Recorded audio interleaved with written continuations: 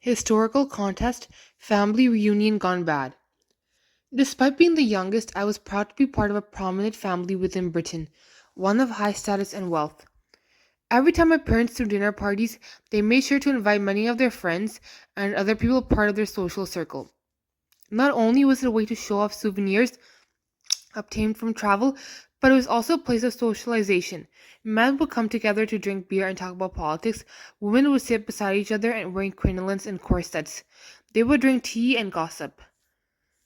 My father was a hard-working man. Because of him, my brothers and I got to go to lavish balls, ride carriages, and talk about which subjects we would be interested in pursuing at university. Even though he was the son of a blacksmith, John Wilson didn't let his background stop him. From a young age, he was a bright kid.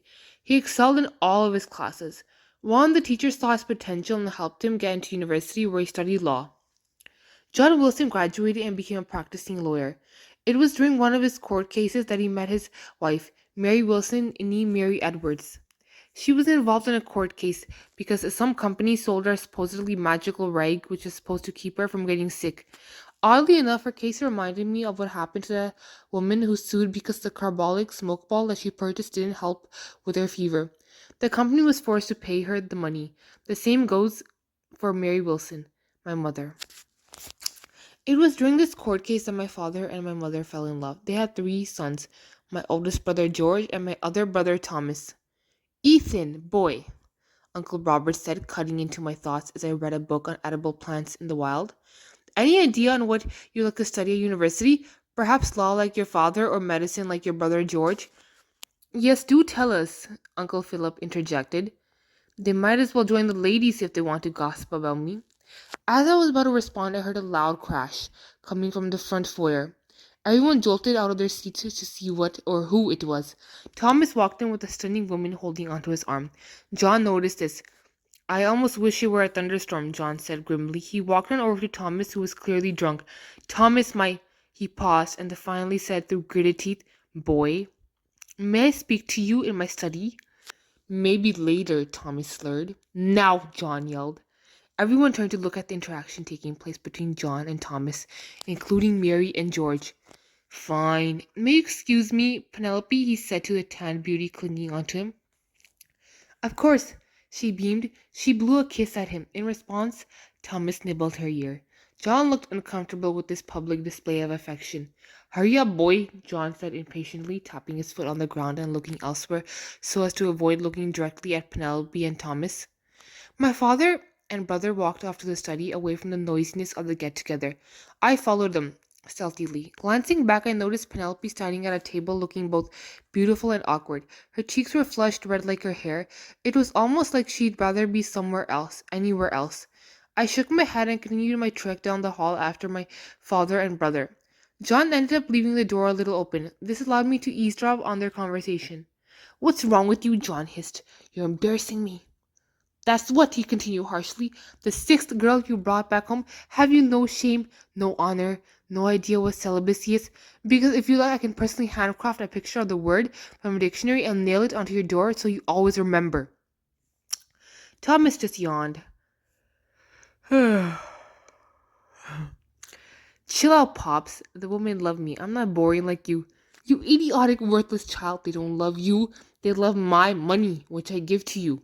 Thomas narrowed his eyes. It'd be better if I had another George or even Ethan for a son. But no, God bestowed a curse on me and gave me you. Thomas flinched. I'm getting real sick of you trying to control my life, Thomas shouted. Control your life? John bellowed. I'm trying to better your life, you moron. You know everyone talks about you and not in a good way. Let them talk, I don't care. Of course you don't care how their words affect your mother and I. Have you ever thought about what it makes us look like to the public eye? Having an out-of-control son who loves hooking up, not working, drinking, and having fun all the time is so agonizingly shameful. John continued speaking in a venomous tone. There was no hint of humor on his face either, just disgust. You know what all of my colleagues think of me? They think I'm a joke because of you. I hate you, son. I hate you more than anything in the world. You can consider yourself dead to me. John's fists were shaking in anger. In fact, his whole entire body was. Thomas was speechless for a few seconds before he finally said something. Then I guess I'm no longer part of this family, Thomas snapped. He spun around and walked off angrily. While he was storming through the hall, I decided to run up to him. Hey, Thomas, wait. Thomas turned around to look at me. He had a scowl on his face. What? I heard the conversation between father and you. Oh, so you come to gloat, Thomas taunted, extending his arms outwards. All right, let me hear it, how you're a perfect child while I'm sent by Satan himself. My eyes widened. I would never. You're not really leaving, are you? I am, Thomas informed me, and I'm never coming back, not even if John begs me or Mary. You don't mean that, I protested. Oh, but I do, he shot. But you can't leave, I begged him. We need you here. I need you. I love you. I'm well aware that I'm coming on really strong, but I need to get through to him and make him stay with us. Thomas sighed and then ruffled his blonde hair. He averted his gaze towards the cement floor for a few seconds before looking back up at me. His sparkling blue eyes stared right into my forest green ones. I'm sorry, Ethan, but I can't do this anymore. He then took off. I attempted to run after him, but once I reached the garden, I couldn't find him anywhere. He was gone. For good. Mary began sobbing as she lay sprawled on the sofa. She was covered by a wool blanket made from the finest sheep in Britain. I think I might just kill myself, she gasped as a servant handed her a towel to wipe her tears. Mary dear, please stop being dramatic, John said, rolling his eyes. We should be glad that Leech is finally gone. How dare you call our son a pest, Mary thundered. You drove him away from me, you monster. I'm sorry, Mary, but he was dragging our family down, John said quietly. I suggest for all of you to not make a big deal out of it, understood? Yes, father, George said like the perfect son that he was. Mary shot daggers at him, but eventually she too nodded. John was the man of the house and nothing more could be done. Whatever he said, they had to obey, for the most part. Many years had passed since Thomas had left our family. Over time, everyone started to forget about him. On the surface, at least. But I never stopped missing him. I never stopped thinking about him. John Wilson had decided to move to India because the thought of staying in England in the house that Thomas once walked was too painful for dear Mary. If you aren't going to bring my son back to me, Mary had pleaded, then please let us move. I can't bear the scent of him in this home.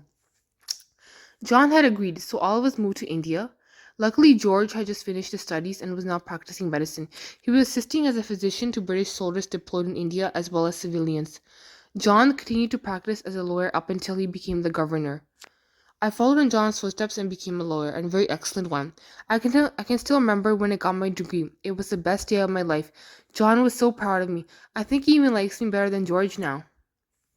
Mr. Wilson, my assistant David asked upon entering my office. Sir, I brought your tea. I cleared my throat. Thank you, David. You can just put it on my desk. David looked at me puzzled. Where exactly, sir? I looked up from a case file that I was working on. Oh my, I didn't realize how messy and cluttered my workstation was. Yikes. I'll need to get someone to clean it at some point. I'll just take it. I grabbed the cup from him and started sipping the tea. Delicious. Sir, aren't you going on the tour of New Delhi at 4 p.m. today? I smacked my head. Remind me whose idea it was to put that into my schedule, I groaned. I'm so busy. It was your idea, sir. Remember your birthday last week where you started talking about how you wanted to have more fun in your life and explore the colony more? I don't remember that. David smirked. Maybe because you were having a little too much fun? I sighed. I probably was.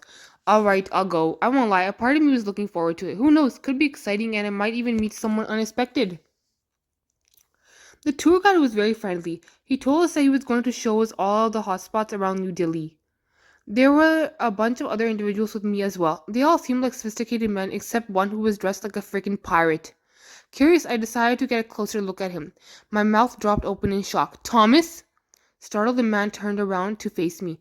Oh my god, is that you, George? You look so stuck up, just like I always remember. Actually, it's me, Ethan.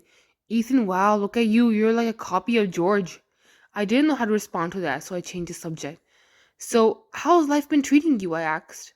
Fine, although he shifted his feet uncomfortably. What about you? Great, we moved to India. Well, you probably could have guessed that since I'm here right now. Father, he winced when I said that word. Mother, George, and I are all here now. Father's actually a governor now. Is he now? Ethan's voice sounded too pleasant. This surprised me. Maybe he was happy for father? Nah, there was just no way. See, why don't we ditch and give our dad a visit? I'd like to meet him, Thomas said enthusiastically. Of course, I responded automatically. He pumped his fist in the air victoriously.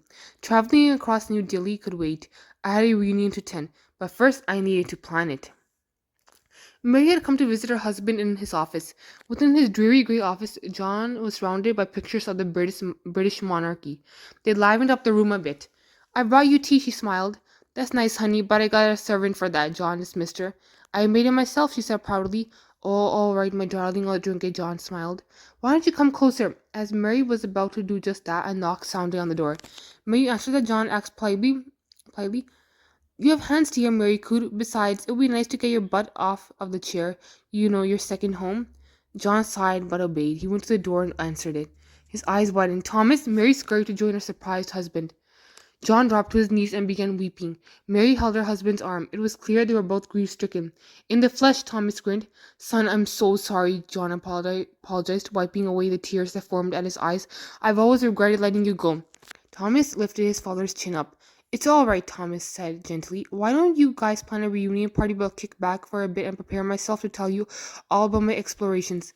I'll invite George and his wife, Mary volunteered. Sounds good, John said, nodding his head in agreement. Mary, John, and I were all prepping the table in the dining hall while George played the piano.